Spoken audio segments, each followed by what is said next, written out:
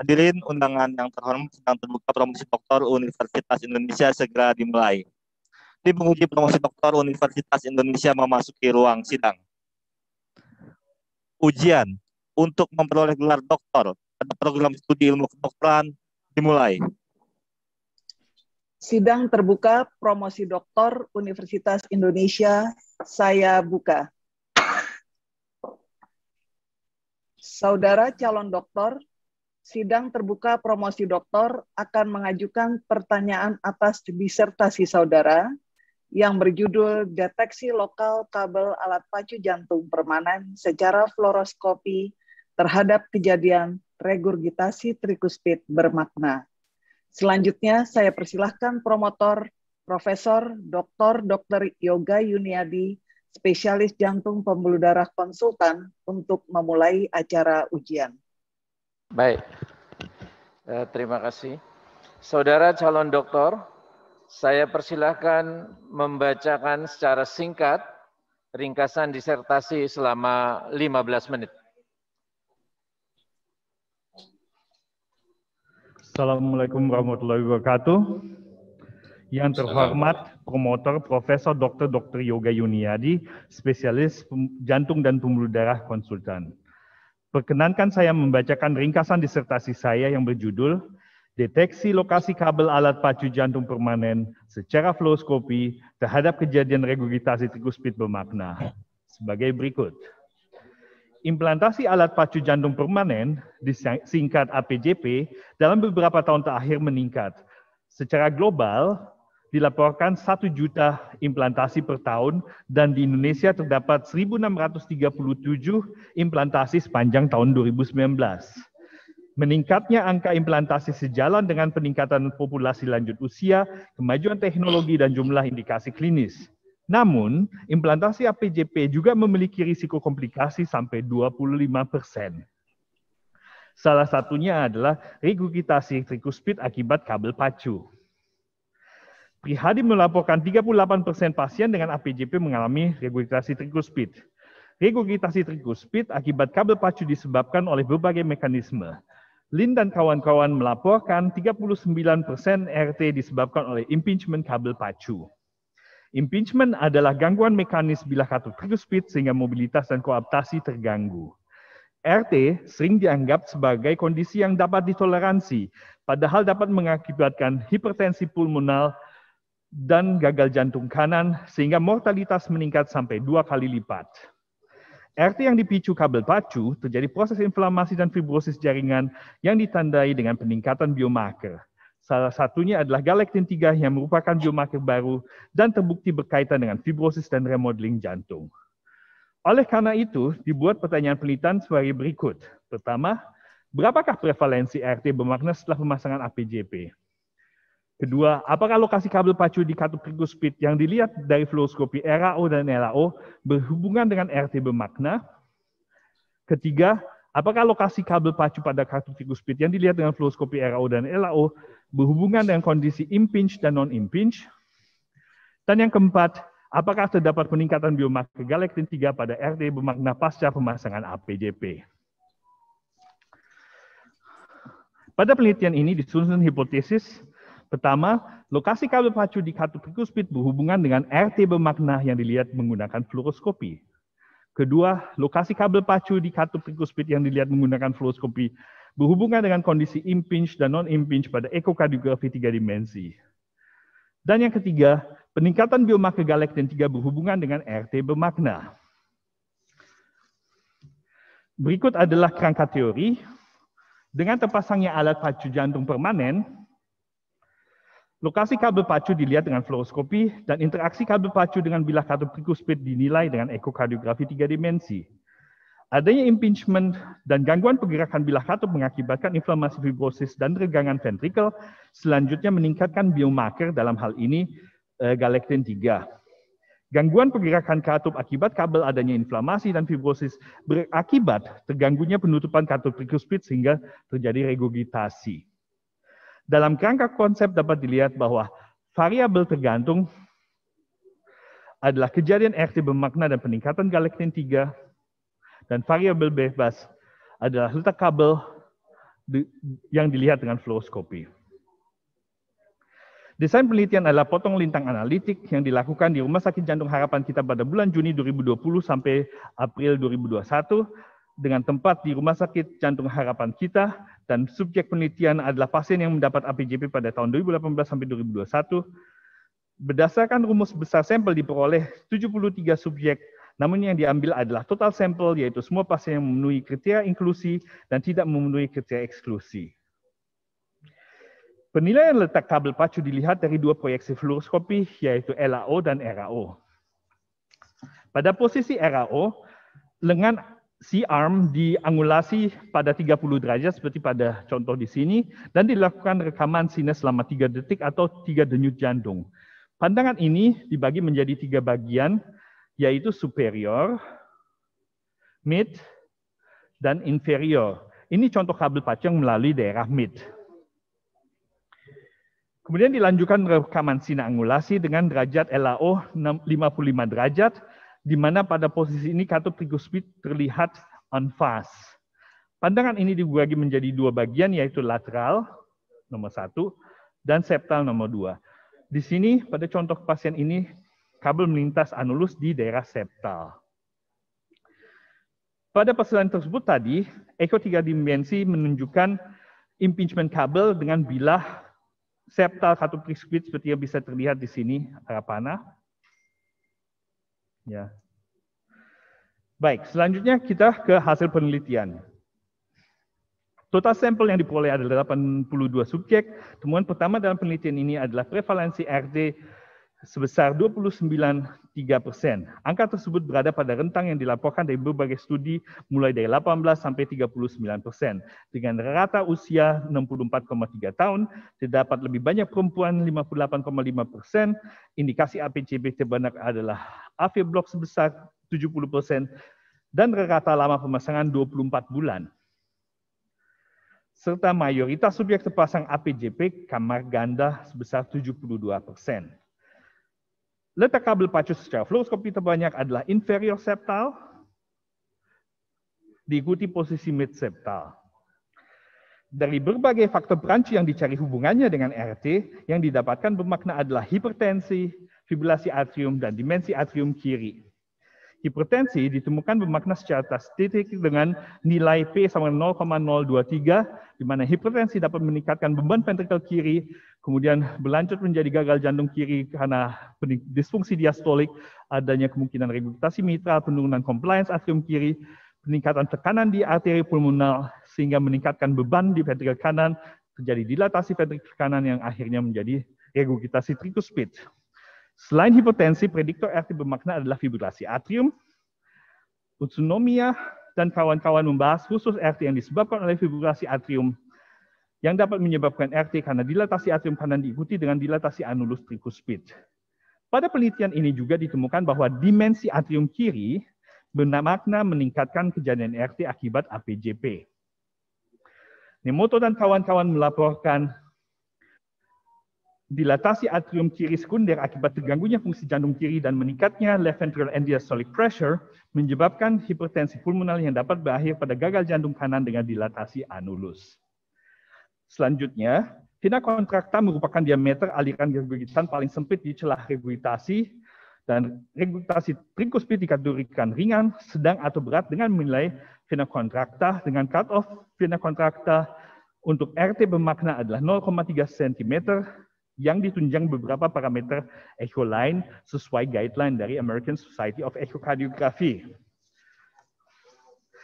Pada rasio jet RT yang dibandingkan dengan atrium kanan untuk menentukan derajat RT, terlihat adanya konsistensi dengan penilaian color flow jet. Seperti pada contoh pasien ini, karena adanya kabel pacu, visi tidak bisa digunakan untuk menentukan RT bermakna. Secara visual atau menggunakan color flow jet didapatkan gambaran jet yang kecil dan sentral. Hal tersebut dikarenakan adanya kabel yang melintas di katup tricuspid dan menghalangi jet regurgitan. Di sini visi yang terukur cukup besar yaitu 0,6 cm, tetapi color flow jet terlihat kecil dan sentral, serta rasio jet area hanya 13%.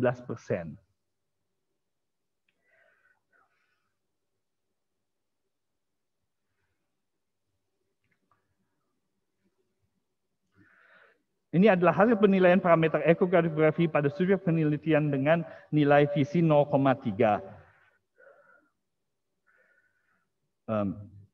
Gradasi severitas RT konsisten dengan rasio jet area seperti yang dilihat di sini, kalau flow dengan rasio jet area, tetapi tidak konsisten dengan visi yang 0,3. Hal tersebut menimbulkan pertanyaan berapa nilai cut-off visi untuk mendiagnosis RT bermakna yang dilewati oleh kabel pacu.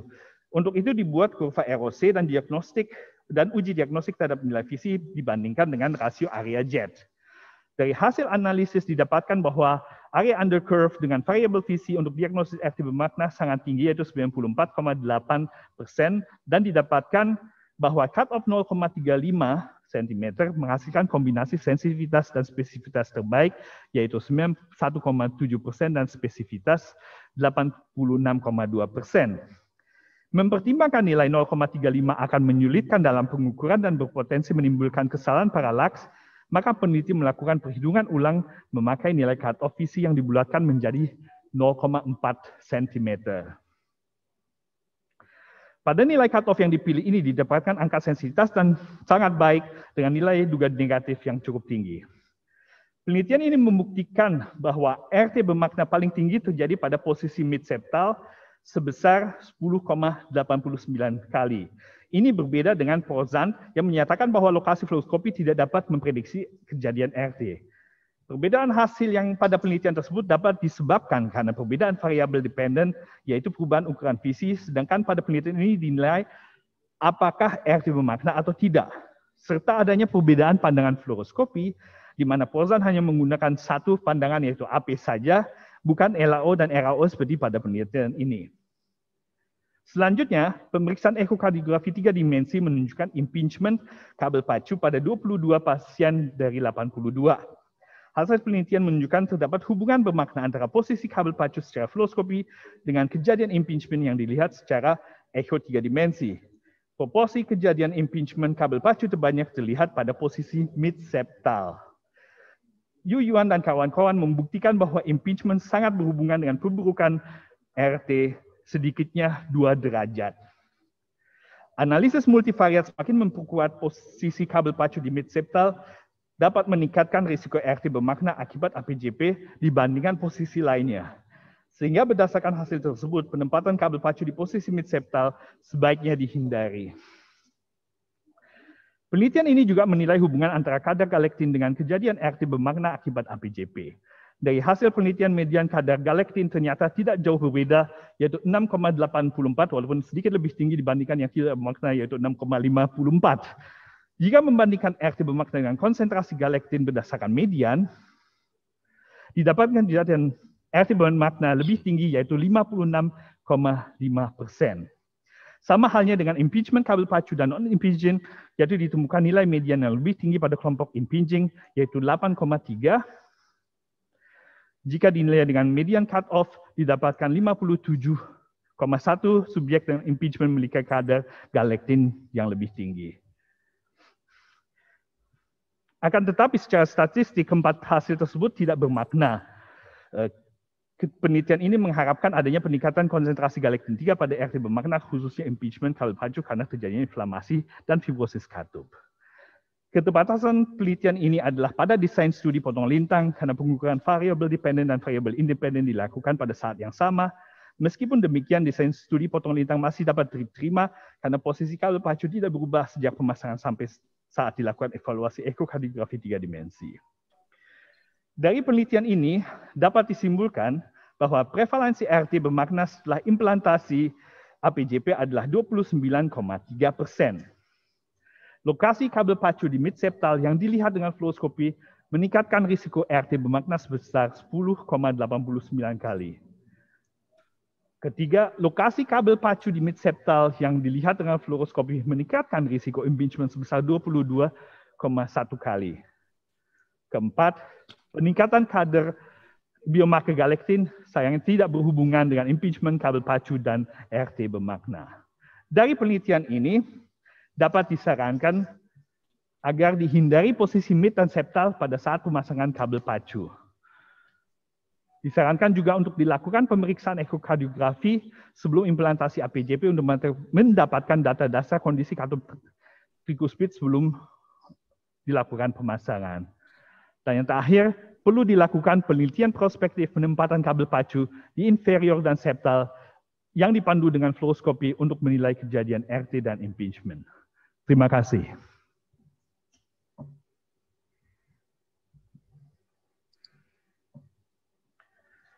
Baiklah, saya persilahkan untuk pertanyaan sesudah ini adalah saya persilahkan Profesor Dr. Suhendro, spesialis penyakit dalam, konsultan penyakit tropik infeksi untuk mengemukakan pertanyaan atau sanggahannya. Baik, terima kasih pimpinan sidang Prof. Ovi. Assalamualaikum warahmatullahi wabarakatuh.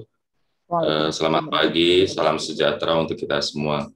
Pertama-tama saya ingin mengucapkan selamat kepada Dr. Diki Armin Hanafi dan keluarga atas selesainya penelitian dokter hingga ujian promosi pada pagi hari ini. Pertanyaan saya sehubungan dengan posisi mid-septal merupakan prediktor yang sangat kuat untuk kejadian regurgitasi trikuspid bermakna dibandingkan posisi inferior septal dan lainnya. Dan juga Anda menyampaikan posisi kabel yang paling aman dan tidak menyebabkan regurgitasi trikuspid. Pertanyaan saya adalah, dari disertasi Anda belum terlihat mana yang urutan yang paling aman. Ya, memang sudah disebutkan yang paling tinggi risiko untuk menimbulkan kejadian RT bermakna, tetapi urutan daripada posisi kabel yang paling aman dan tidak menyebabkan regurgitasi trikuspid. Jadi mohon disampaikan urutan posisi kabel yang paling aman dan tidak menyebabkan regurgitasi trikuspid. Itu yang pertama. Pertanyaan kedua, apabila kita lihat daripada analisis multivariat, biasanya ada faktor lain yang tidak ikut dalam pemodelan, yang kebetulan tidak dimasukkan dalam penelitian. Nah, mohon Dr. Diki menjelaskan, selain posisi kabel, faktor apa saja di luar posisi kabel yang dapat berpotensi memengaruhi regurgitasi trikuspid dan tidak diteliti dari disertasi Anda. Terima kasih. Silakan Dr. Diki. Terima kasih atas pertanyaan yang terhormat Profesor Dr. Suhendro, spesialis penyakit dalam, konsultan penyakit tropik infeksi. Perkenankan saya menjawab sebagai berikut. Dari penelitian ini, kita mendapatkan bahwa posisi midseptal memang meningkatkan risiko cukup tinggi untuk terjadinya regurgitasi trikuspid maupun impingement. Untuk posisi lainnya, dalam hal ini, kita tidak mendapatkan satu daerah superior tidak ada kabel. Hal tersebut mungkin disebabkan karena memang kabel lebih banyak diletakkan di daerah mid maupun di inferior. Jadi dari semua populasi ini, koordinat superior, baik itu lateral maupun septal, tidak ditemukan adanya pemasangan tersebut. Tetapi memang kita menemukan juga kabel di mid lateral, kabel di inferior lateral, dan di inferior septal. Secara keseluruhan, risiko untuk terjadinya regurgitasi trikuspid, kalau dilihat dari fluoroskopi, di daerah mid lateral tidak ada yang mengalami regurgitasi trikuspid. Karena bisa dibayangkan bahwa kemungkinan kabel itu ada di sentral dari katup trikuspid sehingga tidak mengganggu bilah katup secara baik yang septal maupun anterior maupun posterior. Begitu juga inferior lateral ada sedikit yang mengalami regurgitasi trikuspid, begitu juga inferior septal. Tetapi kalau dilihat, kita gabungkan, saya lakukan analisis untuk membandingkan antara lateral dengan inferior septal, di mana keduanya memang risiko untuk terjadinya regurgitasi relatif rendah.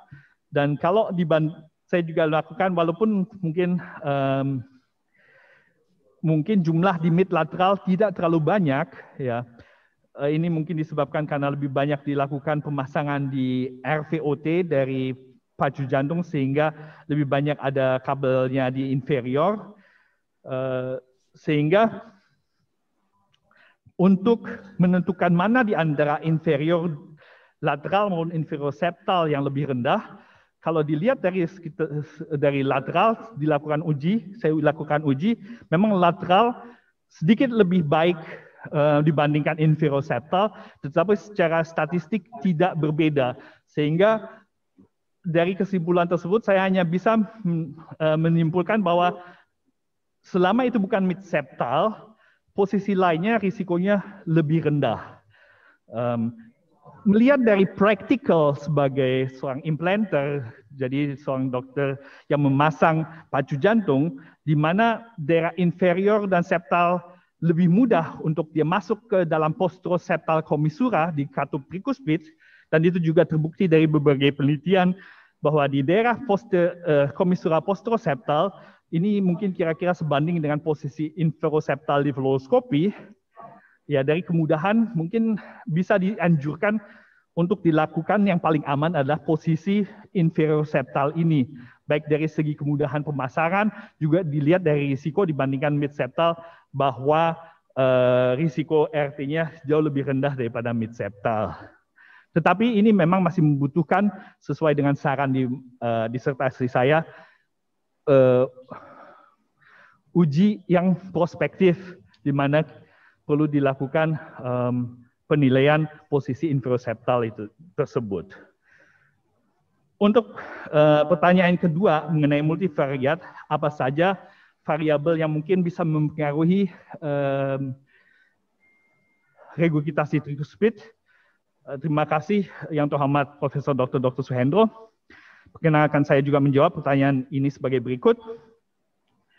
Jadi ada beberapa faktor yang perancu yang sudah kita teliti di sini, di mana kita hanya mendapatkan hipertensi, atrial fibrillation, dan dimensi atrium kiri yang menjadi pengaruh terhadap regurgitasi tricuspid. Dalam hal di mana faktor lain yang mempengaruhi regurgitasi tricuspid, pada dasarnya sudah kita eksklusi, yaitu yang umumnya masuk dalam kriteria eksklusi dari penelitian kami, yaitu disfungsi fungsi kanan, itu juga menjadi faktor untuk meningkatkan regurgitasi katup tricuspid, juga dilatasi anulus, dan kelainan primer daripada katup tricuspid itu sendiri. Hal itu memang kita tidak uji secara langsung pada penelitian ini karena kita eksklusi, karena kita khawatirkan menjadi perancu yang terlalu besar dalam penelitian ini. Terima kasih. Terima kasih atas jawabannya. Cukup pimpinan sidang. Baik, terima kasih. Saya persilahkan penyanggah berikutnya, Profesor Dr. Susana Immanuel, spesialis patologi klinik konsultan, untuk mengemukakan pertanyaan dan sanggahannya. Saya persilahkan. Terima kasih kepada pimpinan sidang.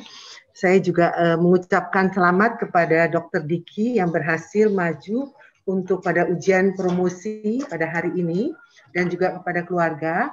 Saya ada 2 pertanyaan, yaitu pertama, apakah Dr. Diki dapat menjelaskan mengapa hasil penelitian ini kita dapatkan bahwa rata galaktin 3 pada kelompok yang mengalami regurgitasi tricuspid adalah 6,84 nanogram per mililiter, sedikit lebih tinggi daripada kelompok yang tidak mengalami regurgitasi tricuspid, dan secara statistik tidak bermakna. Jadi kalau kita lihat dapat disimpulkan bahwa galaktin 3 ini tidak berhubungan ya dengan regurgitasi tricuspid pasca pemasangan alat pacu jantung permanen, padahal pada hipotesis Dr. Diki menyatakan bahwa terdapat hubungan. Dan yang kedua juga mengapa pada penelitian ini juga didapatkan bahwa galaktin 3 tidak berhubungan dengan lead impingement. Jadi kita juga dapatkan bahwa pada kelompok dengan lead impingement, walaupun mediannya sedikit lebih tinggi daripada yang non, tetapi juga tidak bermakna secara statistik. Padahal kita tahu bahwa terjadinya inflamasi dan fibrosis pada katup itu dapat menyebabkan terjadinya peningkatan galaktin 3. Mohon Dr. Diki bisa menjelaskan hal ini. Terima kasih, Prof. Terima kasih atas pertanyaan yang terhormat Profesor Dr. Susana Immanuel, spesialis patologi klinik konsultan. Perkenankan saya menjawab sebagai berikut. Ya. Walaupun persentase kejadian RT bermakna lebih tinggi berdasarkan median, akan tetapi konsentrasi galaktin 3 yang didapatkan tidak sesuai dengan studi sebelumnya, mungkin hal disebabkan karena onset RT bermakna pada saat pemeriksaan kadar galaktin 3 yang berbeda.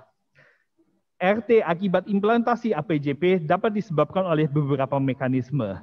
Namun dipikirkan konsentrasi galaktin akan meningkat apabila terjadi regurgitasi akibat adanya fibrosis maupun adanya inflamasi. Proses fibrosis pada kater tricuspid dapat terjadi 12 jam pasca implantasi sehingga galaktin 3 mengalami peningkatan pada tahap tersebut. Hal tersebut yang menyebabkan konsentrasi galaktin pada penelitian ini rendah karena memang yang dilakukan pengambilan galaktin ini memang tidak saat setelah dilakukan pemasangan APJP, tapi sekitar 6-48 bulan. Selain itu, hingga saat ini belum diketahui kadar galaktin yang menunjukkan terjadinya RT akibat implantasi APJP, sehingga penelitian ini menggunakan median sebagai cut-off, yaitu 6,8, seperti pada penelitian ini. Tidak meningkatnya kadar galaktin dalam penelitian ini banyak faktor. Satu, kita mengeksklusi pasien-pasien dengan fungsi jantung kanan yang berat, yaitu dengan mengeksklusi TAPSE kurang dari 15. Di mana pada penelitian-penelitian sebelumnya memang galaktin itu meningkat bila terjadi remodeling ventrikel kanan yang berat, yaitu sehingga terjadi gagal jantung kanan. Ya, memang secara konsentrasi sedikit lebih tinggi pada yang RT maupun yang dibandingkan yang tidak adanya RT yang bermakna. Tetapi karena rentang dari galaktin ini cukup tinggi, kita lihat dari median dan minimal maksimum tersebut, akhirnya secara statistik juga tidak didapatkan perbedaan yang bermakna. Begitu juga dengan impingement, di mana inflamasi dan fibrosis diperkirakan juga umumnya terjadi di fase akut, yaitu kalau sesuai literatur, inflamasi akut itu galaktin meningkat 12 jam pasca terjadinya inflamasi dan akhirnya mengalami penurunan setelah 24 sampai 48 jam, akhirnya mencapai suatu baseline tertentu. Ya, umumnya tidak kembali ke baseline yang sebelumnya, tetapi mungkin baseline yang lebih tinggi sedikit dibanding sebelumnya. Tetapi karena kita tidak mempunyai cut-off dari berbagai penelitian saat ini, median yang kita ukur juga terlihat bahwa memang sedikit lebih banyak yang impingement, konsentrasinya lebih banyak, sekitar 57 yang lebih tinggi daripada median 57%, tetapi tetap secara statistik terlihat tidak bermakna. Sehingga kita tidak bisa simpulkan dari penelitian ini bahwa galaktin menjadi biomarker yang bisa memprediksi adanya RT, tetapi tetap ada tendensi kita lihat bahwa sedikit lebih tinggi pada yang impingement maupun yang tidak impingement. Terima kasih. Terima kasih, Dr. Diki. Terima kasih, Prof. Ovi. Baik, terima kasih pada Prof. Susana. Saya persilahkan penyanggah berikutnya, Dr. Sunu Budi Raharjo, PhD, spesialis jantung pembuluh darah konsultan, untuk mengemukakan pertanyaan dan sanggahannya. Saya persilahkan. Terima kasih pimpinan sidang. Assalamualaikum warahmatullahi wabarakatuh. Pertama saya sampaikan selamat pada senior saya, guru saya, Dr. Diki, dan juga keluarganya, Mbak Ayu, Dek Sanas dan Dek Sasa, atas achievement yang sudah peroleh sampai pada tahap akhir pendidikan S3 ini. Ada dua pertanyaan yang ingin saya sampaikan. Pertama, saya ingin meng-highlight bahwa ini satu penelitian yang penting di bidang aritmia, sehingga kita sebagai implanter APJP bisa mendapatkan perspektif yang baik. Tentunya ini harus mendapat publikasi dengan dipublikasi di jurnal yang baik. Dan saya percaya itu akan insya Allah bisa diterima. Namun tentu ada beberapa hal yang barangkali akan menjadi concern para reviewer. Yang pertama adalah di halaman 71 di tabel tentang karakteristik dasar. Dr. Diki di situ menyebut bahwa populasi pasien yang menjadi subjek penelitian ini sekitar 30% adalah pasien dengan APJP tunggal, kemudian sisanya atau sebagian besar ya, 70% dengan APJP ganda. Tetapi dalam analisis baik bivariat maupun multivariat, tipe APJP ini tidak mempengaruhi terjadinya regurgitasi trikuspid. Karena dari ini agak surprising menurut saya, karena dari sisi fisiologi mestinya pada yang APJP kamar tunggal itu akan menimbulkan AV disinkroni, sehingga kita ekspektasinya dari sisi patomekanismenya mestinya akan lebih tinggi. Tetapi di sini tidak ditemukan ada perbedaan. Mohon itu dapat diperjelas dari sisi diskusinya. Kemudian yang kedua, di hasil, di pembahasan maksud saya, di situ Dr. Dik menyebut bahwa prevalensi regurgitasi trikuspid ada studi ini adalah 29%. Dan Dr. Diki menyebut di reference nomor 20, 11, dan 21, prevalensi atau outcome-nya adalah 18%, 24%, dan 39%. Artinya kalau saya sering diskusi dengan adik-adik PPDS adalah dari sisi PICO, Population Interventions, Comparison, dan Outcome. Outcome di sini berbeda antara penelitian Dr. Diki dan 3 studi yang sebelumnya. Nah, apakah ada komponen population atau intervensi yang berbeda sehingga diperoleh hasil yang berbeda? Terima kasih, pimpinan sidang.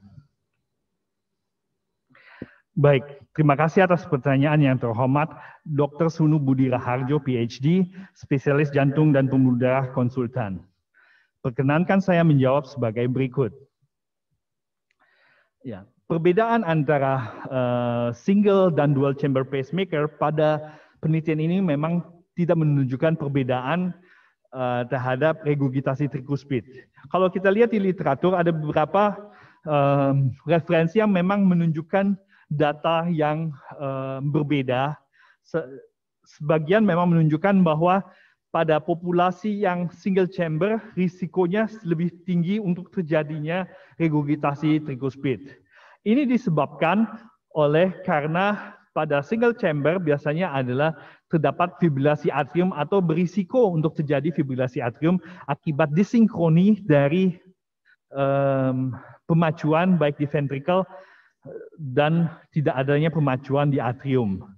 Akibat disinkroni ini, risiko fibrilasi atrium meningkat sehingga berisiko untuk terjadi pembesaran jantung kanan dan jantung kiri akibat peningkatannya fibrilasi, sehingga berisiko untuk terjadinya dilatasi anulus yang berakibat terjadinya risiko untuk terjadinya regurgitasi trikuspid. Hal ini memang tidak kita temukan di penelitian ini karena sebagian besar memang 72% adalah kita pasang dual chamber dan pasiennya kebanyakan adalah yang masih dipacu atriumnya, jadi bukan di dalam atrial fibrillation. Pada subanalisis atrial fibrillation memang menunjukkan bahwa risiko pada pasien dengan atrial fibrillation di populasi studi ini lebih tinggi regurgitasi trikuspidnya dibanding tidak. Tetapi pada populasi single dan dual chamber, hal ini tidak terlihat pada penelitian ini. Ya, kondisi penelitian ini tidak menunjukkan. Ini mungkin disebabkan karena variasi data yang kurang akibat dominasi subjek dengan mode dual chamber atau kamar ganda ini, yaitu sebesar 72%. Ya. Untuk prevalensi TR di di penelitian kami yang 29% dibandingkan dengan beberapa studi atau pelaporan yaitu berupa 18, 24%, dan ada juga yang 39%. Ini disebabkan karena perbedaan kriteria definisi dari regurgitasi triglyceride itu sendiri. Ada yang menggunakan regurgitasi berat sebagai definisi RT. Ada yang menggunakan bermakna. Ada yang membagi dengan beberapa derajat RT, mulai dari trace, mild,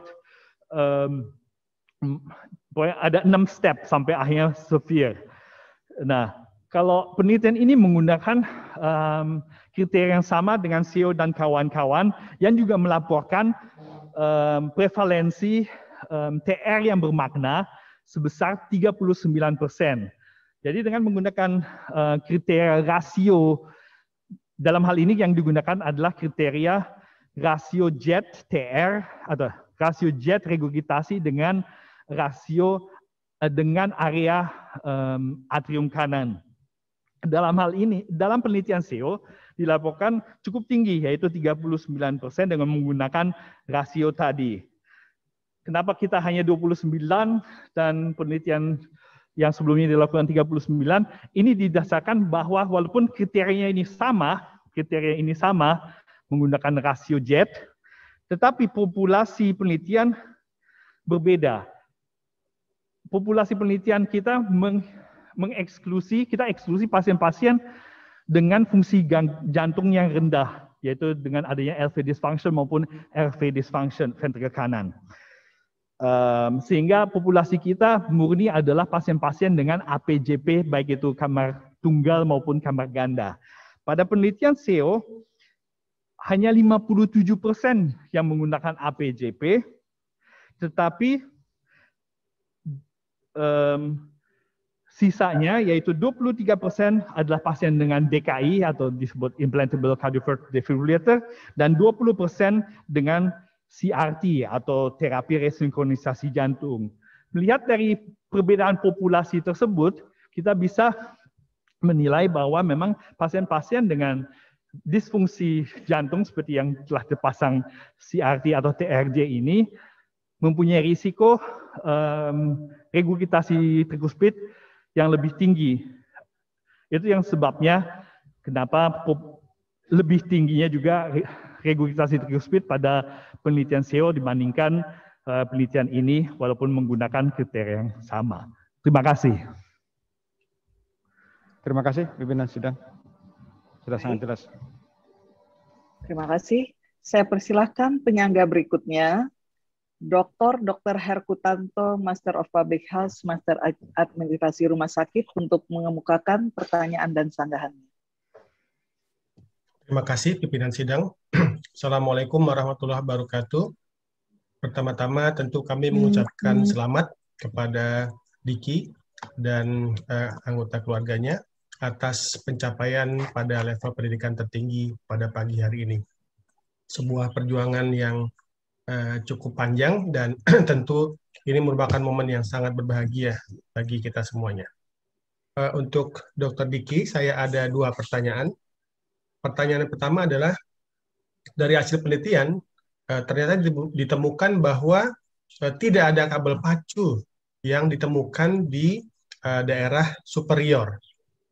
Dan kita juga di dalam penelitian tersebut juga disampaikan bahwa kabel pacu di midseptal itu ternyata adalah yang paling banyak menghasilkan regurgitasi triglyceride. Nah, bagaimana Dr. Diki bisa menjelaskan kedua hal tersebut? Itu yang pertama. Kemudian pertanyaan kedua, tadi di dalam pendahuluan disebutkan bahwa angka kejadian ini itu cukup tinggi ya. Di dunia itu 1 juta per tahun, dan di Indonesia pada tahun 2019 ada 1.600 sekian kasus. Ini sebuah angka yang tentu cukup tinggi. Angka-angka kasus-kasus ini tentu adalah yang ditemui Dr. Diki di layanan kesehatan tersier, merupakan rujukan dari layanan sebelumnya, yaitu di sekunder dan di primer. Nah, saya membayangkan bahwa walaupun ini nanti ditangani dengan baik di level tersier seperti yang sudah Dr. Diki lakukan dalam penelitian ini, pada level primer kita juga perlu meningkatkan kewaspadaan dan juga perlu meningkatkan peran serta dari teman-teman yang bekerja dengan primer. Jadi apa yang kira-kira Dr. Diki bisa sampaikan, pesan apa yang bisa sampaikan kepada teman-teman kita yang bekerja di layanan primer terkait dengan hasil penelitian ini?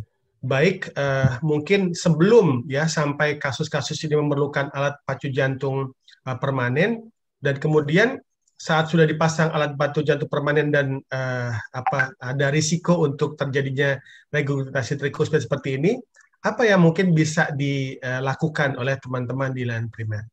Demikian, silakan Dr. Diki. Terima kasih atas pertanyaan yang terhormat Dr. Herkutanto, MPH Mars. Perkenankan saya menjawab sebagai berikut. Tidak adanya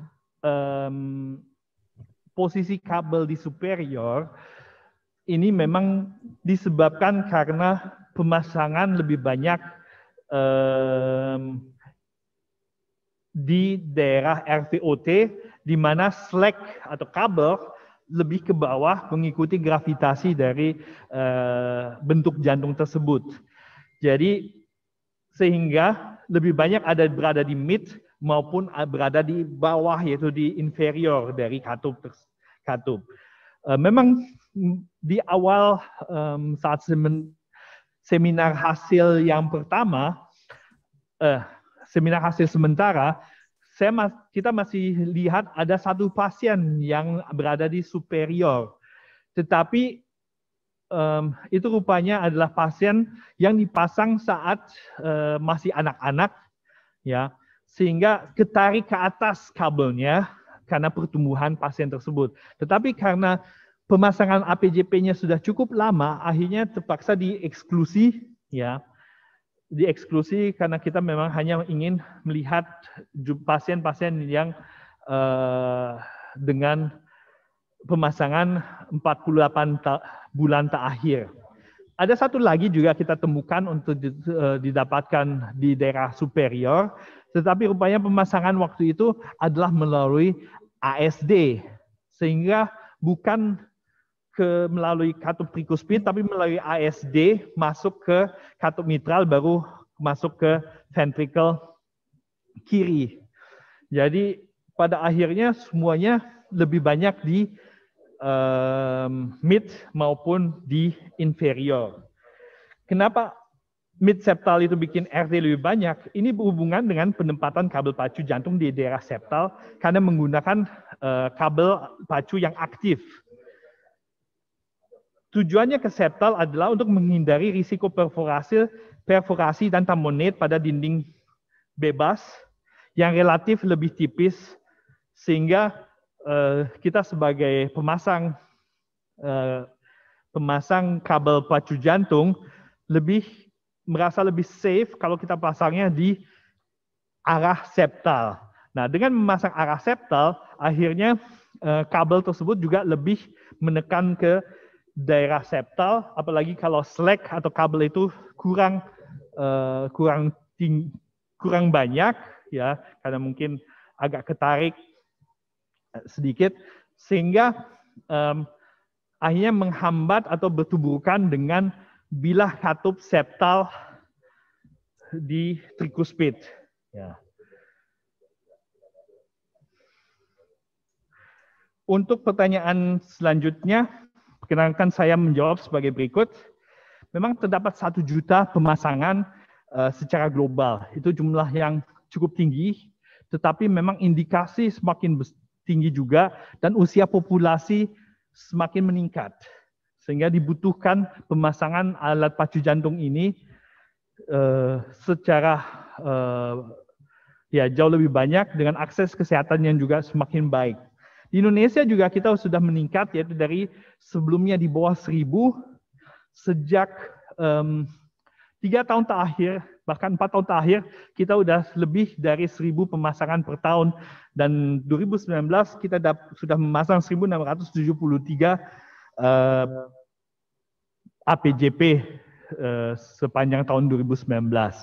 Tetapi kalau dilihat secara persentase dengan jumlah penduduk di Indonesia, ini masih sangat sedikit. Ini disebabkan karena penduduk kita pelayanannya masih terbatas, terutama pemasang atau implanter itu masih sangat-sangat terbatas jumlahnya. Kebanyakan berada di kota besar dan penduduk kita kan banyak yang tersebar di daerah-daerah, sehingga banyak pasien yang akhirnya tidak bisa mengakses layanan alat pacu jantung ini. Padahal sudah terbukti bahwa AV block atau bradikardi akibat AV block meningkatkan mortalitas dan mengurangi keluhan pada pasien tersebut. Akhirnya banyak pasien tidak dapat terlayani dengan APJP tersebut. Ini juga disebabkan mungkin sebagian juga awareness atau kesadaran dari pusat pelayanan kesehatan primer. Nah, ini yang menjadi tantangan untuk kita semua, bahwa di pusat pelayanan primer ini perlu ditingkatkan kemampuan diagnosis untuk lebih menilai bahwa pasien dengan bradikardi ya perlu dilakukan pemahaman EKG juga ya, sehingga kita bisa menilai bahwa ini adalah suatu AV block total atau bukan. Dan memang kalau kita menemukan ini adalah suatu total AV block, sebaiknya pasien tersebut dirujuk untuk dilakukan pemasangan alat pacu jantung. Sebagai perbandingan saja dengan Jepang yang penduduknya kurang dari setengah Indonesia, yaitu 120 juta, kita di Indonesia 280 juta. Di Jepang dilakukan pemasangan APJP 60.000 per tahun ya untuk melayani penduduknya. Jadi kita dengan 280 juta masih banyak sekali yang mestinya perlu dipasang, tetapi mungkin tidak mendapatkan akses kesehatan atau bahkan tidak mendapatkan awareness atau kesadaran bahwa pasien tersebut perlu dipasang. Ya, nah ini yang perlu kita ubah bersama-sama, bahwa pengetahuan mengenai bradikardi ini dan adanya AV block bisa memperbaiki kualitas hidup karena berkurangnya keluhan akibat bradikardi, dan mortalitasnya juga bisa dikurangi dengan dipasangnya alat pacu jantung.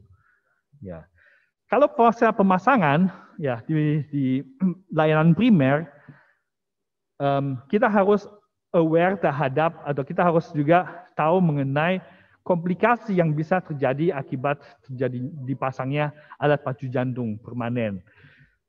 Komplikasi yang mungkin terjadi seperti terjadinya regurgitasi trikuspid seperti pada penelitian ini. Memang regurgitasi trikuspid risikonya tidak besar untuk yang regurgitasi trikuspid yang berat, tetapi itu tetap kita harus sadari. Kalau yang bermakna memang sampai 29% bisa terjadi. Tetapi untuk yang berat itu, kalau saya hitung dari data saya, 7% di antara populasi saya, ya penelitian ini, ya itu kira-kira sama dengan global yang dilaporkan juga sekitar 7% untuk regurgitasi trikuspid yang berat. Untuk itu di layanan primer harus juga menyadari hal ini, dan selalu dilakukan juga auskultasi untuk menilai adanya regurgitasi trikuspid pada pasien-pasien dengan pacu jantung, disertai juga adanya gambaran klinis gagal jantung, baik itu gagal jantung kanan maupun lainnya seperti adanya edema kaki, peningkatan JVP, dan sebagainya. Itu yang mungkin bisa kita tingkatkan kesadaran dan pengetahuan di pelayanan primer. Terima kasih. Terima kasih Dr. Diki, highlight-nya sangat jelas sekali. Terima kasih Prof. Ovi. Baik, terima kasih atas pertanyaan dan jawabannya. Saya persilahkan penyangga berikutnya, Dr.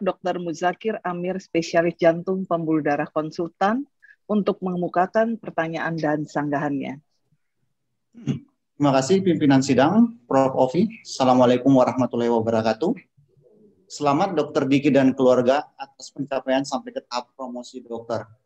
Pertanyaan saya adalah, kedepannya kita ketahui dari hasil penelitian ini, sehingga bagaimana cara kita untuk menghindari lokasi mid-septal saat pemasangan kabel pacu di ventricle, sehingga kita dapat menjadikan acuan bagi implanter APJP.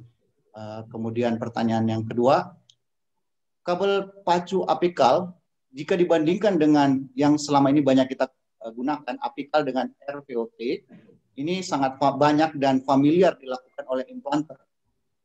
Mana yang lebih banyak terjadi regurgitasi tricuspid dan kira-kira kenapa ini terjadi? Terima kasih. Baik, terima kasih atas pertanyaan yang terhormat Dr. Muzakir Amir, spesialis jantung dan pembuluh darah konsultan. Perkenankan saya menjawab sebagai berikut. Untuk menghindari posisi mid-septal, secara teknis adalah saat pemasangan perlu dipastikan kabel pacu diberikan slack kabel yang cukup sehingga bisa lebih ke bawah, yaitu ke arah inferior. Ini dilakukan dengan pandangan RAO 30 sehingga kabel pacu berada di inferior. Karena anatomi katup tricuspid, penempatan di komisura posteroseptal dapat menjadi tujuan lokasi penempatan kabel. Risiko regurgitasi tricuspid dan impingement bila ditempatkan di dalam komisura cukup rendah sehingga dapat menjadi target penempatan kabel pacu. Setelah pandangan RAO 30 dipastikan kabel pacu berada di inferior dengan slack yang cukup, perlu dipastikan dengan pandangan LAO 55 bahwa kabel pacu berada di septal, sehingga diharapkan kabel pacu bisa masuk ke komisura posteroseptal katup tricuspid. Secara teknis ini mungkin lebih mudah dibandingkan posisi midlateral maupun infralateral dalam menghindari posisi mid-septal. Untuk pertanyaan kedua, perkenankan saya menjawab sebagai berikut. Penelitian yang baru-baru ini keluar oleh Yujuan dan kawan-kawan yang meneliti hubungan posisi kabel pacu di ventrikel kanan apikal maupun yang di RVOT, dan terlihat bahwa yang non-apikal, bahwa pada hasil penelitiannya Yujuan ditemukan bahwa kabel pacu ventrikel kanan di apikal mempunyai risiko lebih tinggi untuk terjadinya regurgitasi tricuspid. Dalam hal ini dijelaskan bahwa pada saat dilakukan pemasangan kabel ke apikal, saat melewati tricuspid itu kabelnya lebih di atas, lebih di daerah tengah-tengah anulus dibandingkan kalau dipasang di RVOT atau ke atas, di mana kabelnya tersebut ke bawah dulu, ya, ke daerah inferior, baru naik ke atas ke RVOT. Sehingga walaupun tidak dijelaskan dalam penelitian ini, tapi berdasarkan dalam penelitiannya Yujuan, tetapi kalau kita gabungkan dengan penelitian yang dilakukan di sini, bahwa daerah mid itu, terutama mid septal tersebut mempunyai risiko terjadinya regurgitasi tricuspid yang lebih tinggi, jadi bisa menjadi hipotesis juga bahwa pada apikal kemungkinan banyak yang menekan ke bilah septal dibandingkan dengan penempatan di RVOT di mana kabel itu lebih ke inferior sehingga risiko regurgitasi tricuspid jadi lebih rendah. Sayangnya di penelitian ini kita terlalu sedikit atau bahkan tidak sedikit, hanya semuanya dipasang di RVOT. Jadi sejak beberapa tahun terakhir, APJP di Rumah Sakit Jantung Harapan kita tidak ada lagi yang dipasang di apikal, sehingga kita tidak bisa bandingkan dari populasi penelitian ini apakah apikal dan RVOT mempunyai risiko regurgitasi yang lebih tinggi. Tapi ini bisa dibuktikan oleh Yujuan bahwa di apikal lebih tinggi regurgitasinya dibandingkan RVOT. Demikian, terima kasih. Terima kasih pimpinan sidang, Prof. Ovi. Terima kasih. Saya persilakan penyanggah berikutnya, Profesor Dr. Budi Setianto, spesialis jantung pembuluh darah konsultan, untuk mengemukakan pertanyaan dan sanggahannya. Terima kasih Ibu Pimpinan Sidang. Pertama-tama saya menyampaikan selamat, sukses, sehat kepada Dr. Deki dan keluarga besarnya, termasuk Bang Hanafi dan Kak Rani, yang di luar sana adalah senior kardioangiolog saya. Tadi baru saja disampaikan pencerahan untuk yang implanter. Pertanyaan saya justru pencerahan apa yang Anda mesti sampaikan kepada para kardiolog yang non-implanter tentang deteksi lokasi kabel pacu jantung permanen tersebut, atau justru Anda perlu memberikan, Promovendus perlu memberikan pencerahan tentang bradikardi dan disebabkan karena total AV block, tetapi sebetulnya memang tidak perlu dipasang pacu jantung permanen. Ini memang kedokteran adalah sebuah seni. Bagaimana kita memberikan pelayanan kepada masyarakat yang begitu luas. Itu yang pertama. Yang kedua, Anda sebagai Presiden Arrhythmia, roadmap apa yang akan disampaikan mengenai masalah ini setelah promosi di dalam dunia ilmiah internasional? Mohon disampaikan dalam bahasa yang amat sederhana, karena yang hadir di sini bahkan ada yang bukan dokter, bukan petugas kesehatan.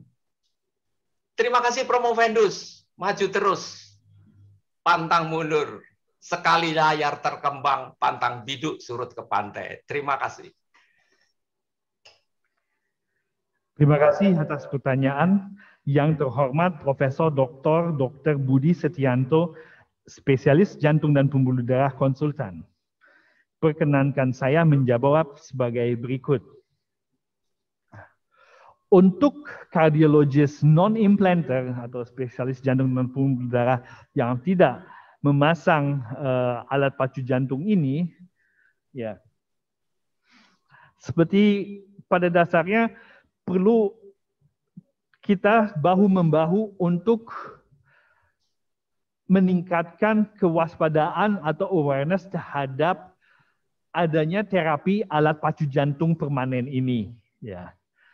Alat pacu jantung permanen masih sangat sedikit dilakukan pemasangannya di Indonesia. Seperti tadi saya sudah sebutkan bahwa hanya 1.673 implantasi sepanjang 2019 untuk penduduk yang berjumlah 280 juta. Ini kita bandingkan dengan penduduk negara lain yang pemasangannya jauh lebih banyak. Ya. Jadi untuk sebagian besar teman sejawat, ya perlu mungkin perlu ditingkatkan awareness-nya ini juga, bahwa pemasangan alat pacu jantung permanen, satu, meningkatkan kualitas hidup untuk pasien-pasien yang membutuhkan alat pacu jantung tersebut. Ya. Jadi memang sebagian besar pasien yang membutuhkan APJP adalah yang berusia cukup lanjut, betul sekali. Dan tetapi sebagian besar dari pasien tersebut ingin mempunyai kualitas hidup yang juga cukup baik. Ya. Karena salah satu hal yang terjadi bila ini adalah suatu bradikardi dengan ketidakmampuan jantung untuk meningkatkan denyut jantungnya lagi akibat jantungnya terlalu lambat, pasien akan mengeluh cepat capek. Akhirnya susah untuk beraktivitas karena adanya denyut jantung yang terlalu lambat. Jadi jalan sedikit sudah sesak. Ya, akhirnya sebagian dari pasien-pasien tersebut hanya tidak mau lagi beraktivitas, akhirnya hanya berdiam di dalam rumah, dan dengan tidak beraktivitas itu juga meningkatkan komorbid lainnya, seperti akhirnya terjadi risiko kurang aktivitas seperti terjadinya obesitas, peningkatan tekanan darah, mungkin diabetesnya mulai menjadi tidak terkontrol karena kurangnya aktivitas. Kebanyakan di masyarakat kita kalau sudah tua diharapkan seseorang itu sudah tidak banyak aktivitas lagi. Dan itu mungkin mindset itu mungkin kita harus ubah. Jadi walaupun seseorang itu merasa cepat capek karena aktivitas, kita perlu cari tahu kenapa cepat capeknya. Mungkin karena memang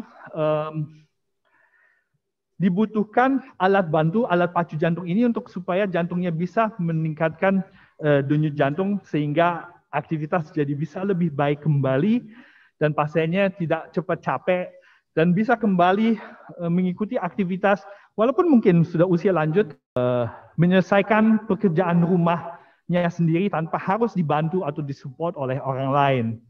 Ya. Dan kedua, pemasangan alat pacu jantung bukan hanya mengurangi keluhan dan meningkatkan kualitas hidup, tetapi juga risiko kematian atau memperbaiki kesintasan. Jadi dalam hal ini, alat pacu jantung permanen meningkatkan usia seseorang, walaupun usia pastinya sudah jadi takdir ilahi, tapi kita bisa berusaha sehingga dengan salah satu caranya adalah ikhtiarnya adalah pemasangan alat pacu jantung untuk mengurangi risiko terjadinya kematian yang lebih dini yang bisa dihindari dengan pemasangan alat pacu jantung permanen ini. Ya, secara keseluruhan kesadaran inilah yang harus kita bangun bersama-sama, baik dengan yang implanter maupun yang non-implanter. Ya. Nah, sebagai roadmap untuk mengkampanyekan prevensi terjadinya regurgitasi trikuspid, ya perlu juga kita berikan pemahaman mengenai hasil penelitian ini bahwa pemasangan di midseptal itu perlu dihindari sehingga penempatan kabel pacu itu perlu dilakukan standarisasi yang sesuai dengan penelitian ini, yaitu di luar midseptal. Demikian,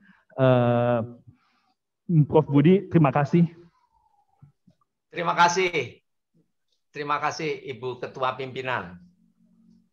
Terima kasih, Prof. Budi, Dr. Diki atas jawabannya. Saya persilahkan penyanggah terakhir, Dr. Ameliana Mardiani Susanto, spesialis jantung pembuluh darah konsultan, untuk mengemukakan pertanyaan dan sanggahannya. Terima kasih pimpinan sidang Prof. Ovi. Assalamualaikum warahmatullahi wabarakatuh. Pertama-tama saya ingin mengucapkan selamat kepada Dr. Diki Hanafi beserta keluarga besarnya yang telah sampai pada langkah terakhir, step terakhir untuk mencapai gelar doktor. Saya mempunyai dua pertanyaan, Dr. Diki. Yang pertama adalah Dr. Diki telah menemukan mapping dari fluoroskopi yang harus dihindari supaya tidak timbul trikuspid regurgitasi bermakna akibat lead yang melalui katup trikuspid. Pertanyaan saya yang pertama adalah, apakah mapping ini bisa berlaku untuk semua kondisi geometri jantung? Kadang-kadang kita tahu bahwa kadang-kadang dengan penyakit kardiovaskuler ada perubahan geometri, right ventricle yang menjadi lebih besar, atau left ventricle yang menjadi besar, atau LA maupun RA. Apakah dengan perubahan geometri tersebut, mapping ini masih bisa diaplikasikan? Itu pertanyaan saya yang pertama. Apakah masih perlu persyaratan lain, misalnya harusnya EDD-nya sekian, untuk bisa memastikan bahwa mapping ini akurat. Pertanyaan yang kedua adalah saran dari Dr. Diki yang mengatakan bahwa sebelum dilakukan pemasangan pacemaker, sebaiknya dilakukan ekokardiografi untuk mendapatkan baseline data terhadap ada atau tidaknya signifikan tricuspid regurgitasi. Dan tentu saja itu untuk dilakukan follow up selanjutnya, saya rasa begitu ya. Jadi selanjutnya untuk dilihat lebih lanjut kapan timbulnya TR bermakna atau tidak. Pertanyaan saya adalah dalam hal melakukan follow up tersebut dan kemudian kebetulan ada tambahan penelitian Dr. Diki di sini yang menyatakan bahwa vena contracta 0,4 bisa disebutkan sebagai TR yang signifikan pada pasien dengan PPM. Yang saya ingin tanyakan adalah seberapa besar confidence Dr. Diki untuk menganjurkan cut-off point tersebut kepada kami-kami ini yang melakukan ekokardiografi dan dokter jantung yang lain, bahwa cut-off point 0,4 cm itu bisa digunakan untuk mendeteksi tricuspid regurgitasi yang bermakna pada pasien-pasien dengan PPM. Mungkin itu saja. Terima kasih. Yang terhormat Dr. Ameliana Mardiani Susanto, spesialis jantung dan pembuluh darah konsultan. Perkenankan saya menjawab sebagai berikut. Kondisi geometri jantung memang sangat mempengaruhi pastinya dengan bagaimana aksis dari jantung tersebut berputar di dalam ruang dada. Dalam hal ini, posisi RAO memang tidak baku di 30 derajat.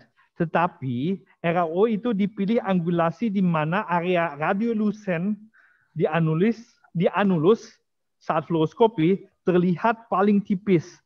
Sehingga pandangan kita adalah perpendikular terhadap anulus tricuspid. Jadi bisa saja 30, mungkin 35, atau bahkan sampai 40 derajat tergantung perputaran dari jantung dan ukuran jantung tersebut. Jadi yang kita perhatikan adalah saat anulus itu belum perpendikular, kita mungkin tambahkan RAO-nya sampai dia lebih kelihatan anulusnya lebih tipis atau lebih. Jadi ini adalah bagian radiolucen di anulus. Jadi memang itu perbedaan dari geometri yang kita bisa lihat bila memang ada perputaran jantung yang berbeda di dalam rongga dada. Jadi ini bukan suatu hal yang harus baku 30 derajat, tapi yang harus baku adalah seberapa besar anulus tersebut yang bisa kita perlu putar sehingga terlihat anulusnya paling tipis, ya, sehingga menjadi menjadi sesuai dengan bentuk jantung dan geometri jantung pasien tersebut. Nah, dengan RAO kita baru bisa lihat apakah ini di superior, di mid, maupun di inferior dari anulus tersebut. Nah, pada posisi LAO memang kadang lebih sulit mendapatkan anfas. Tergantung juga bagaimana perputaran dari jantung tersebut di dalam rongga dada. Sehingga kadang membutuhkan tambahan angulasi ke kaudal. Tetapi kalau hanya menentukan septal dan lateral, umumnya dengan melihat siluet fluoroskopi RA yang paling bulat, dalam ini umumnya angulasi LAO 55, cukup untuk menilai apakah ini ada di lateral maupun di sekitar septal. Sehingga pada berbagai geometri pun ini bisa ditentukan. Kalau memang ini adalah sesuatu yang lebih sulit dilakukan, bisa digunakan tambahan kontras. Jadi kita injeksi kontras untuk melihat di mana tepatnya anulus tersebut. Tapi itu bisa dibilang jarang sekali kita butuhkan kalau memang hanya untuk melihat geometri dari katup tricuspid. Itu kadang kita lakukan pada ablasi WPW atau pada ablasi atrial flutter untuk CTI, di mana kita lakukan RV angiografi, di mana kita harus lihat anulus katup tricuspidnya dengan lebih jelas. Jadi kita menerjemahkan dari ablasi dengan RV angiografi tersebut ke pemasangan kabel pacu jantung, itu bisa dilakukan untuk melihat angulasi yang paling baik seperti apa. Perkenankan saya juga untuk menjawab pertanyaan kedua, yaitu disarankan memang echo sebelum pemasangan APJP, yaitu untuk mengetahui data dasar dari RT tetapi juga untuk mengetahui anatomi jantung sebelum pemasangan, agar tidak terjadi kesulitan karena variasi anatomi atau adanya kelainan bawaan. Seperti tadi saya sebutkan satu kasus di mana dilakukan pemasangan APJP rupanya melalui ASD.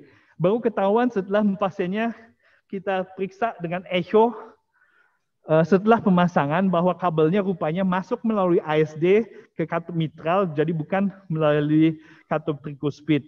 Ya. Jadi untuk menghindari hal-hal seperti ini, di mana terdapat ASD yang besar seperti pada pasien tersebut yang kita temukan, perlu dilakukan echo terlebih dahulu sebelum kita lakukan pemasangan APJP. Selain itu, kita lihat data dasar dari regurgitasi trikuspid, dan bila sudah ada regurgitasi trikuspid, bukan menjadi kontraindikasi untuk pemasangan APJP, sesuai dengan studi dari Bawardi, bahkan menunjukkan perbaikan fungsi jantung setelah pemasangan APJP pada fungsi-fungsi RV yang sudah memburuk, dan terjadi penurunan derajat RT setelah dilakukan pemasangan APJP. Untuk vena kontrakta yang 0,4 yang menjadi analisis pada penelitian ini, kita cukup confident karena memang sensitivitasnya dan spesifitasnya cukup baik untuk menggunakan vena kontrakta sebagai acuan apakah ini suatu RT yang bermakna atau tidak. Memang ada beberapa sedikit inkonsistensi, tapi dengan cut off 0,4 kita bisa menyingkirkan beberapa, jadi nilai prediktif negatifnya cukup tinggi, sehingga confidence-nya juga cukup besar. Dalam hal ini, vena kontrakta memang relatif lebih mudah untuk diukur dibandingkan pada berbagai pasien, karena ada beberapa pasien yang kita temukan di penelitian ini, di mana area jet ratio itu sulit untuk diukur karena satu, anatominya katup trikuspid kan ada pas di sternal. Jadi kadang-kadang window untuk melihat RA-nya secara jelas itu juga kadang-kadang sulit untuk mengukur jet ratio tadi yang menjadi patokan pada penelitian ini. Nah, belum lagi di mana jetnya adalah eksentrik. Padahal ini jelas secara visual adalah suatu yang bermakna, tetapi karena jet eksentrik, TR jet ini juga menjadi hal yang relatif sulit untuk dinilai bila hanya pada dilakukan proyeksi 4 chamber dengan jet yang eksentrik dan RA-nya mungkin tidak terlihat dengan baik sepenuhnya.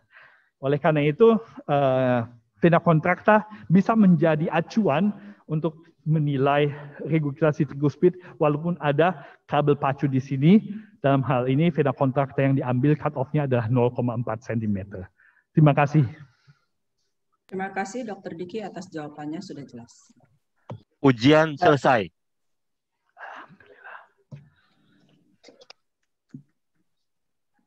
Baiklah, ujian berakhir. Kini izinkan kami mengadakan sidang tertutup untuk memberikan penilaian, dan sidang akan ditunda beberapa saat.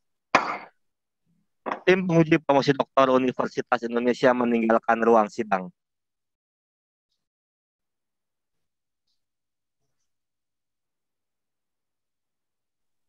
Hadirin undangan yang terhormat, sidang terbuka promosi doktor Universitas Indonesia akan diskors untuk beberapa saat. Dimohon agar dapat menunggu. Terima kasih.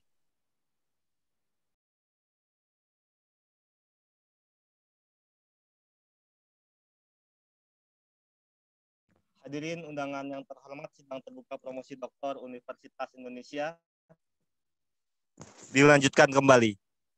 Tim penguji promosi doktor Universitas Indonesia memasuki ruang sidang. Ketua sidang, silakan. Sidang terbuka promosi doktor Universitas Indonesia dibuka kembali. Calon doktor Saudara Dr. Diki Harmain Hanafi, spesialis jantung pembuluh darah konsultan, Fellows of Indonesian Heart Association, kami telah mempelajari disertasi serta memperhatikan pembelaan saudara atas pertanyaan dan sanggahan dari para penguji. Promotor yang diketuai oleh Profesor Dr. Yoga Yuniadi, spesialis jantung pembuluh darah konsultan, telah menyampaikan keterangan mengenai pengembangan studi dan Ketua Program Studi telah melaporkan hasil ujian kualifikasi, usulan penelitian, seminar, dan ujian prapromosi. Berdasarkan semua itu, tim penguji memutuskan untuk mengangkat Dr. Diki Armen Hanafi, spesialis jantung pembuluh darah konsultan, Fellows of Indonesian Heart Association, menjadi doktor dalam program studi ilmu kedokteran dengan yudisium A. IPK kumulatif dari saudara adalah 3,84. Saya persilahkan promotor Profesor Dr. Yoga Yuniadi, spesialis jantung pembuluh darah konsultan, untuk menyampaikan sambutannya.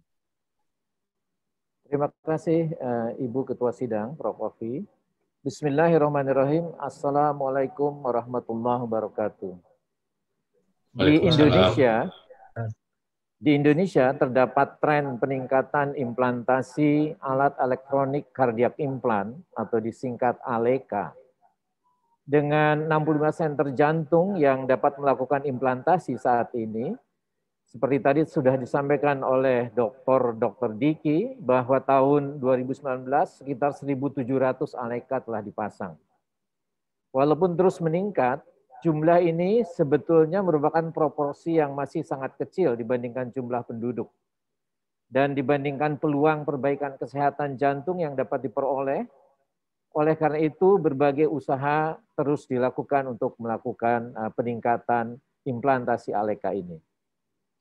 Melalui kerjasama erat 3 pilar kardiologi, yaitu PERKI dengan Pokja Aritmianya atau Indonesian Heart Rhythm Society, Rumah Sakit Jantung Harapan Kita, dan Departemen Kardiologi FKUI telah berhasil dididik lebih dari 120 implanter dari hampir seluruh provinsi di Indonesia, sehingga masyarakat lebih mudah menjangkau pelayanan implantasi ALEKA, khususnya alat pacu jantung permanen.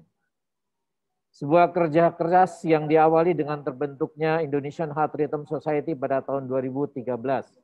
Dan semenjak itu, melalui crash program pelatihan dan proctorship terbukti berhasil meningkatkan laju implantasi ALEKA hingga 300% per tahun sejak tahun 2016.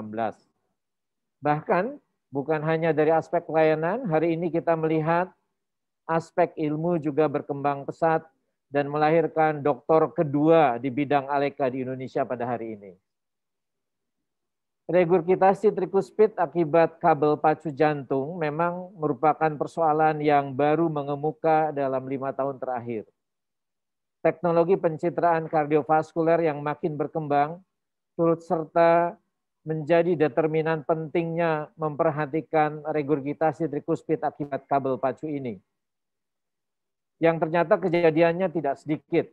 Tadi Dr. Diki sudah melaporkan hampir 30%. Kejadian yang seharusnya dapat dihindari atau dikurangi dengan perbaikan teknik implantasi. There is a way to do it better. Begitu kata Thomas Edison. Barusan kita mendengar sebuah pemikiran cerdas, sederhana, dan sangat aplikatif, dan terbukti secara ilmiah bahwa dengan tidak menempatkan kabel pacu di area midseptal saat melintas katup trikuspid, maka dapat menghindarkan kejadian regurgitasi trikuspid lebih dari 10 kali. It's really meaningful. You just made a meaning, Dr. Diki. Pemikiran sederhana dan tepat guna yang unggul sangat jarang diperoleh pada dunia ilmiah. Seringkali berbagai penemuan berangkat dari pemikiran yang sangat kompleks. Tapi hari ini Dr. Diki dengan sangat meyakinkan telah memberikan sumbangan besar bagi para implanter di seluruh dunia, bagi pasien jantung di seluruh dunia, agar mereka terhindar dari kejadian regurgitasi trikuspid akibat kabel pacu jantung. Tentu ini sebuah lompatan pengetahuan yang sangat signifikan. Insya Allah ini akan jadi amal jariah yang bernilai pahala tak terhingga sepanjang ilmu ini terus dipergunakan. Oleh karena itu, agar ini terus dipergunakan, menjadi penting temuan ini disosialisasikan ke seluruh penjuru dunia untuk memberikan manfaat yang sebesar-besarnya bagi kemanusiaan. Diiringi niat ikhlas, sebuah pengabdian, karena meyakini bahwa sebaik-baik manusia adalah yang paling banyak manfaatnya bagi manusia lain, sebagaimana disabdakan oleh Rasulullah SAW. Alhamdulillah, Dr. Diki dan tim promotor telah memilih Journal of American College Cardiology sebagai tempat publikasi temuan ini. Semoga diterima. Hari ini saya menjadi salah seorang yang paling bahagia karena perjuangan panjang anak didik saya telah sampai pada akhir yang sangat baik. Mengawali dengan riset di bidang sel punca yang kemudian tak bisa dilanjutkan karena banyak kendala teknis, lalu masa pandemi yang tidak kunjung selesai, dan bahkan Dr. Diki pun terinfeksi COVID, adalah sebagian dari ujian yang dihadapi beliau dalam pendidikan S3 ini. Memang kadang dalam berinovasi, meneliti, kita dihadapkan dengan berbagai masalah. Yang penting adalah bagaimana kita cepat menerima dan melakukan perbaikan atau perubahan untuk inovasi lainnya. Dan Dr. Diki yang saya kenal sejak tahun 2007 lalu, ketika ia pertama kali bergabung di divisi aritmia setelah menyelesaikan adaptasinya di rumah sakit jantung, terus berjuang dengan gigih. Tentunya dorongan keluarga, tim promotor, dan para pembimbing yang terus-menerus juga menjadi faktor penting menyelesaikan studi ini. Saya sampaikan selamat kepada Dr. Diki atas pencapaian yang luar biasa ini. Kepada istri, Ibu Ayu, dan anak-anak Sahnas dan Sasha, selamat dan apresiasi atas kesabarannya. Kepada orang tua, khususnya Dr. Muhtar Hanafi yang juga senior dan guru saya sampaikan selamat yang sebesar-besarnya. Terima kasih yang tak terhingga kepada seluruh pembimbing penelitian ini, Profesor Budi, Dr. Amiliana, Profesor Susana, Dr. Sunu, Dr. Herkutanto, dan Dr. Muzakir.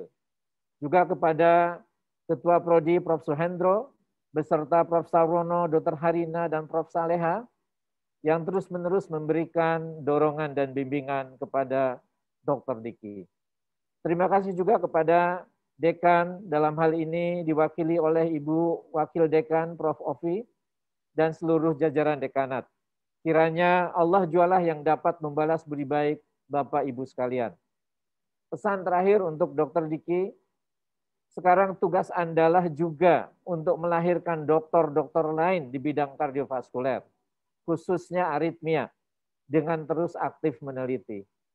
Demikian sambutan saya, lebih dan kurangnya mohon dimaafkan. Billahi taufiq wal hidayah. Assalamualaikum warahmatullahi wabarakatuh. Terima kasih atas sambutannya, Profesor Yoga. Saya rasa kita sudah sampai pada ujung dari acara ini. Saya ucapkan selamat datang pada para tamu-tamu VIP yang hadir. Yang hadir di sini, saya lihat sudah ada beberapa tamu VIP yang hadir dan kami ucapkan terima kasih atas kehadirannya. Pada yang terhormat Direktur Utama RSCM, Dr. Lisdina Liastuti, Spesialis Jantung Pembuluh Darah Konsultan, Mars dan Fiha, Direktur Utama Rumah Sakit Jantung Pusat Jantung Nasional Harapan Kita, Dr. Iwan Dakota, Spesialis Jantung Pembuluh Darah Konsultan, Magister Administrasi Rumah Sakit, Direktur Utama Rumah Sakit Anak dan Bunda, Penyakit Harapan Kita, Dr. Didi Danokusumo, Spesialis Obstetri Ginekologi KFM, dan Direktur Utama Rumah Sakit MMC, Dr. Roswin R. Jafar, MARS, Mars, Direktur Heartologi Brawijaya Hospital Saharjo, Dr. Pitono, Profesor Dr. Idris Idham, spesialis jantung pembuluh darah konsultan, Guru Besar FKUI, Profesor Dr. Bambang Budi, spesialis jantung pembuluh darah konsultan, Guru Besar Fakultas Kedokteran UI, Kepala Departemen Kardiologi dan Kedokteran Vaskular FKUI, Dr. Renan Sukmawan, Sarjana Teknik PhD, SPJP Konsultan Mars, Ketua Program Studi Departemen Kardiologi dan Kedokteran Vaskular FKUI, Dr. Suko Adiarto PhD, Spesialis Jantung Pembuluh Darah Konsultan, Direktur Pelayanan Medik dan Keperawatan, Dr. Diki Fahri, Spesialis Bedah Torak Kardiovaskuler Konsultan, Mars, Direktur Pelayanan Rumah Sakit MMC, Dr. Mai Hizrani Mars, Direktur Umum dan SDM Rumah Sakit MMC, Bapak Awaludin, Sarjana Teknik KHRM, dan Direktur Keuangan dan SIRS Rumah Sakit MMC, Bapak Dani Indrawan, Sarjana Ekonomi.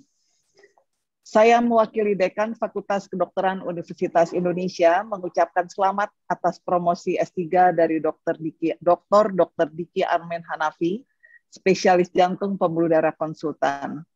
Beliau menyelesaikan pendidikan profesi dokter di Fakultas Kedokteran Universitas Indonesia pada tahun 1995, dan Dr. Diki kemudian mengambil Educational Commission for Foreign Medical Graduates Certificate di Amerika dan lulus pada tahun 1996. Kemudian beliau mengambil pendidikan spesialis internal medicine di Münster, Westfälische Wilhelms Universität Jerman dan lulus tahun 2003 dan mengambil interventional cardiology fellow di Herz dan Gefas Klinik Bad Neustadt di Jerman dan lulus pada tahun 2006. Tidak sampai di situ saja, kemudian Dr. Diki mengambil Research Fellow in Division of Cardiology and Cardiovascular Research Center, Veterans General Hospital Taipei, Taiwan hingga tahun 2012. Luar biasa semangat Dr. Diki untuk mencapai prestasinya pada yang dibuktikan dengan akhir prestasi dan awal dari prestasi lain di masa mendatang. Dr. Diki sampai saat ini juga telah menghasilkan berbagai macam publikasi ilmiah baik nasional maupun internasional, dan salah satunya adalah Congenital Complete Heart Block in Congenitally Corrected Transposition of Great Arteries dan Electromechanical Effects of 1.25 dehydroxy vitamin D with atrial fibrillation activities. Dr. Diki saat ini juga menjadi koordinator pelayanan dan pengabdian masyarakat di Departemen Kardiologi dan Kedokteran Vaskuler FKUI, Kepala Seksi Pelayanan Medik Rawat Inap di Rumah Sakit Jantung dan Pembuluh Darah Harapan Kita, dan juga di profesi sebagai Ketua Pokja Aritmia Indonesian Heart Rhythm Society. Sekali lagi luar biasa Dr. Diki, Dr.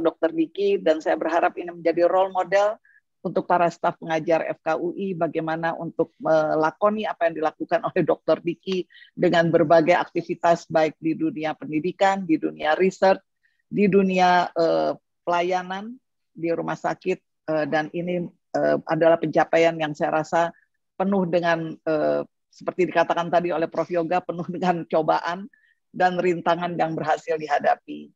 Materi promosi dari Dr. Diki sendiri adalah materi yang menurut saya seperti tadi sudah juga dikatakan oleh Prof. Yoga adalah suatu hal yang sangat original dan luar biasa yang kita berharap dapat diikuti oleh penelitian-penelitian lain, karena seperti kesimpulan pada penelitian Dr. Diki sendiri, bahwa penelitian ini sudah membuktikan bahwa mid septal akan meningkatkan risiko terjadinya RT atau regurgitasi dari tricuspid, namun belum menjelaskan posisi terbaik untuk penempatan kabel pacu, sehingga perlu dilakukan studi prospektif penempatan kabel pacu di inferior dan septal yang dipandu dengan fluoroskopi untuk menilai kejadian RT dan impingement.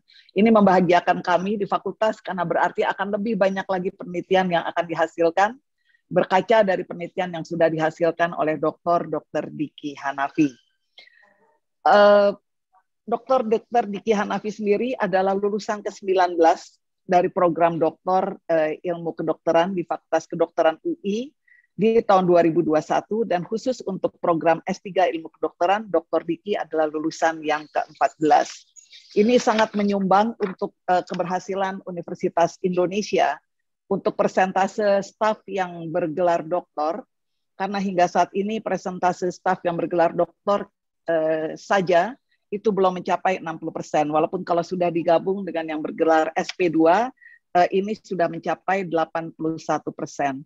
Apa yang dilakukan Dr. Diki, sekali lagi sesuai harapan Prof. Yoga tadi, kami juga berharap dapat memicu semangat dari teman-teman yang sedang menyelesaikan program studi doktor untuk segera menyelesaikannya. Masih ada sekitar 100 staf FKUI yang sedang menyelesaikan program studi doktor di berbagai bidang, dan kita berharap dapat segera menyelesaikannya, dan ini akan berkontribusi untuk ranking UI di QS juga, karena gelar doktor ini menjadi salah satu kinerja yang dilihat dan dihitung untuk perankingan universitas di level internasional.